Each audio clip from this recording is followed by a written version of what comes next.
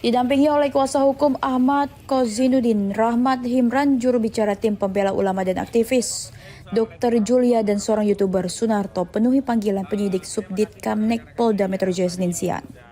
Kondisi sakit tak mengurungkan niat Rahmat Himran untuk hadir memenuhi panggilan penyidik Polda Metro Jaya. Kaki yang membekak tak menghalanginya untuk tetap mengikuti proses hukum sebagai saksi. Di tempat yang sama, kuasa hukum Ahmad Kozinuddin menyayangkan ketidakhadiran Presiden Jokowi dalam pemeriksaan sebelumnya. Padahal aktivis yang dipanggil sebagai saksi hadir tanpa alasan. Kuasa hukum juga menyampaikan akan mengkonfirmasi langsung kepada penyidik terkait kebenaran penyitaan ijazah Jokowi. Lebih lanjut, Kozinuddin juga menantang Jokowi untuk menyebut langsung siapa tokoh besar yang diduga berada di balik perjuangan mereka. Kami juga nanti ingin mengkonfirmasi, memastikan apakah benar ijazah saudara Joko Widodo yang konon, saya sebut konon ya karena kami belum melihat langsung, yang konon ijazah itu sudah disita baik SMA-nya juga S1 UGM-nya oleh penyidik Polda Metro Jaya.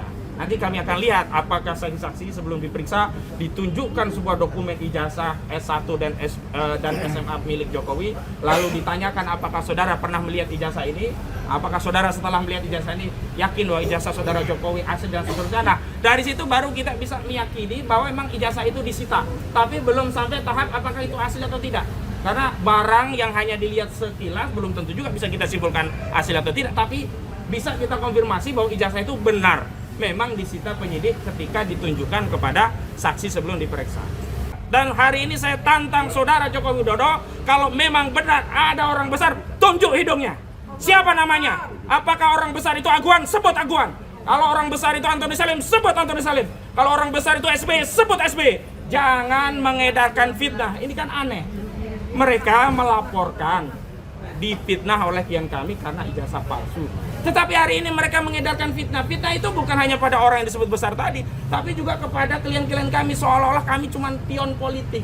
Seolah-olah kami ini orang-orang yang bisa dikendalikan oleh partai politik, orang besar di negeri. Enggak! Kami tegaskan, perjuangan mengungkap kebenaran ijazah ini adalah perjuangan konstitusional. Karena ini perjuangan konstitusional, tolong jangan kaitkan dengan politik apapun. Sehingga ketika saudara Joko Widodo berusaha mengalihkan ini kepada aktivitas politik, bahkan dengan tuduhan-tuduhan fitnah-fitnah, ada orang besar, ada yang ingin mendowngrade, ada yang ingin menjatuhkan reputasi politiknya, sejatinya saat itulah saudara Joko Widodo sendiri yang sedang berpolitik. Sebelumnya penyidik disebut telah menyita ijazah SMA dan S1 Jokowi pada pemeriksaan di Polresta Surakarta pada hari Rabu 23 Juli 2025. Kozinuddin mengajak publik mengawal penanganan kasus agar barang bukti tak hilang dan proses hukum tetap transparan. Dari Jakarta, Theo Fandi, Berita Nasional TV melaporkan.